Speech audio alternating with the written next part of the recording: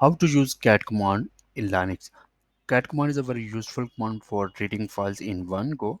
To use cat command, we will simply use cat command and then specify the file name. It will read the whole file in one go. To read another file, we will use test. We will use cat file one name test, and another file we will use another file name. It will read both the file in one go. We can use cat with an option. Let's say cat minus n and then file name test file. It will show the file numbers.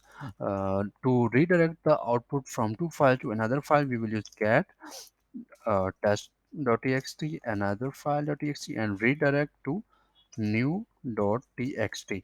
It will redirect the output to a new file. Let's read new file cat new.txt. It will show the both output from that previous files.